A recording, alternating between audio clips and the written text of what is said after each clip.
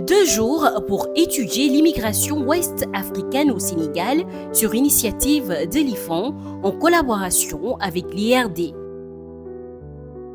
Déjà, ce qu'on peut retenir, et c'était déjà notre idée initiale, que la question de l'immigration ouest-africaine au Sénégal, c'est une question de recherche très importante qui a été finalement sous-explorée et délaissée jusqu'à aujourd'hui au profit d'un centrage, d'un focus sur le départ des Sénégalais ou l'émigration en général, donc le départ du pays.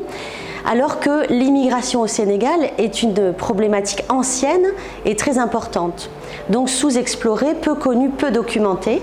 Donc on a pu voir qu'à travers diverses disciplines, donc la sociologie, la géographie, déjà on peut connaître davantage sur cette immigration, sur les diverses nationalités, les emplois qui sont occupés, les diverses activités, les relations avec les Sénégalais, leur mode de vie. On a toute cette dimension, donc connaître davantage les réalités socioculturelles, mais également, ce qui était une dimension importante de ces 2 journées, c'était l'analyse aussi des discours, des politiques et des cadres juridiques qui touchent cette immigration ouest-africaine et sur lesquels on a les compétences ici et la curiosité et l'intérêt. On privilégie dans la littérature sur l'immigration l'étude de nos sociétés comme des zones de départ. Et donc du coup, là, ça met le curseur sur un objet qui à la fois est original, mais aussi un objet qui est, disons, rendu silencieux ou en tout cas invisibilisé dans la littérature scientifique. Et ça nous a permis de revenir sur plein d'enjeux en termes de circulation de toutes les catégories de l'Afrique vers le Sénégal, mais aussi des tensions sociales, des tensions identitaires, des tensions politiques aussi que cela suscite.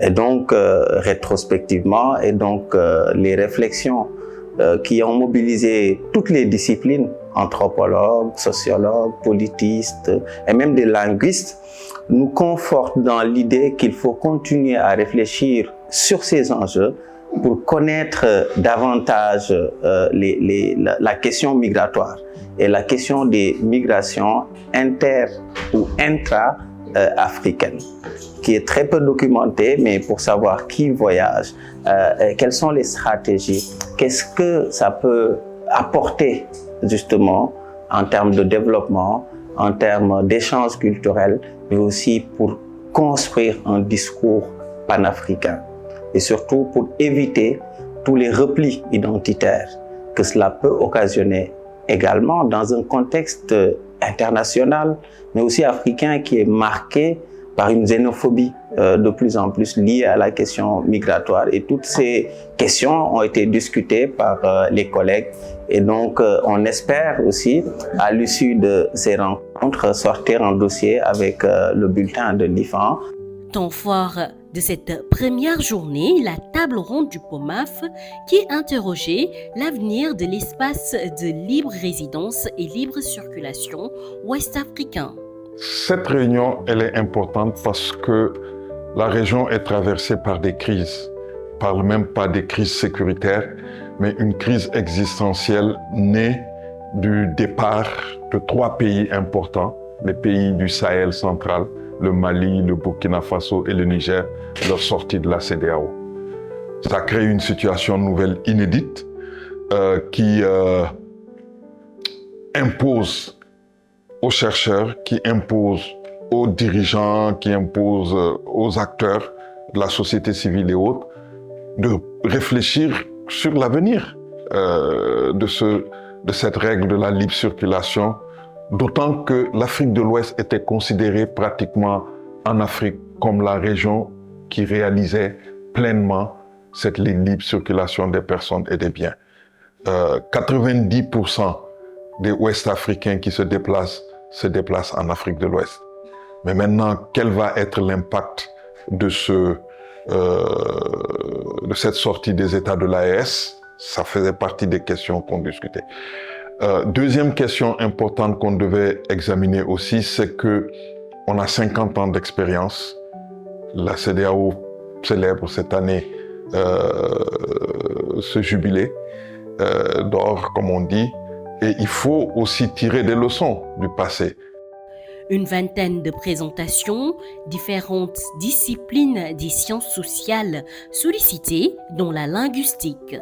Dans le cadre de ces journées d'études, nous sommes particulièrement intéressés aux mots pour nommer l'étranger et le voyage dans la langue Wolof, donc la langue qui est la plus parlée au Sénégal, la langue véhiculaire. On a des mots par exemple comme gan, qui sont relativement à connotation positive.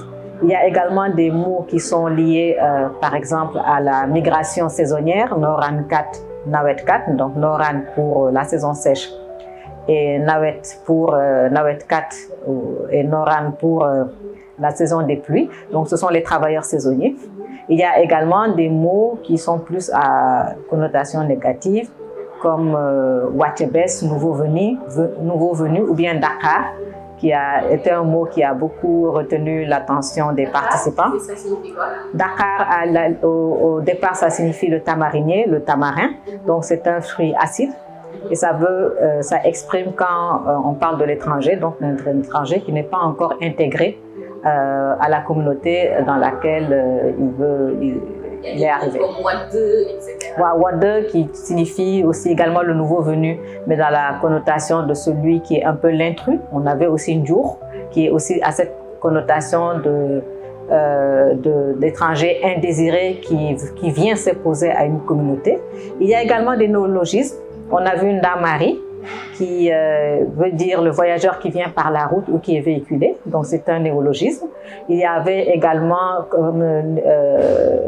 comme néologisme à connotation cette fois-ci négative, qui signifiait le colonisateur, c'était Raydon, donc celui qui perturbe, celui qui trouve une culture, des pratiques qui les annihile pour pouvoir imposer la sienne, donc Ray tuer et donner hériter. Donc Raydon, le perturbateur, et qui est également conçu comme étant le colonisateur. Islam et hospitalité, panafricanisme et hospitalité, mendicité transfrontalière, l'accueil des activistes présentés par le mouvement Y en a marre. Voilà quelques thématiques qui ont été abordées durant ces journées, en plus d'étudier les aspects juridiques ainsi que les discours qui interrogent la xénophobie et le nationalisme. Ces journées d'études sur la migration sont très intéressantes parce que cette thématique de l'immigration africaine au Sénégal est une thématique qui est très peu traitée dans la littérature scientifique, avec notamment une littérature qui est souvent essentiellement focalisée sur l'émigration des Sénégalais à l'extérieur et en particulier l'émigration irrégulière. Et donc avoir des journées d'études sur la réalité de la migration sénégalaise, qui est aussi dont l'une des dimensions est l'immigration ouest-africaine en particulier au niveau du Sénégal, c'est quand même très intéressant d'aborder ces questions-là.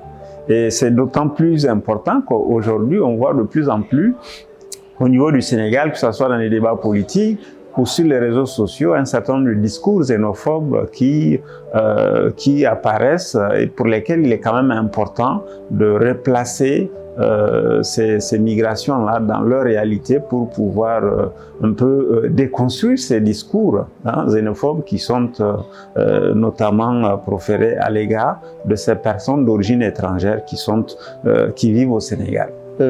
Il est prévu de consacrer un numéro thématique qui sera sans doute le numéro 65 du bulletin de l'IFAN à cette réflexion, ces séries de réflexions qui ont été menées ici à l'IFAN en collaboration avec l'IRD et qui ont porté sur l'immigration africaine au Sénégal.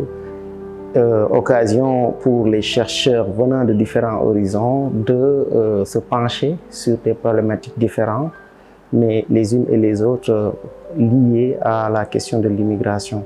Et donc ce numéro prévu en décembre permettra de garder justement une trace de ce qui a été dit pour enrichir le débat et faire en sorte que la valorisation des acquis que nous venons de capitaliser aujourd'hui puisse profiter au public académique et au public d'une manière générale.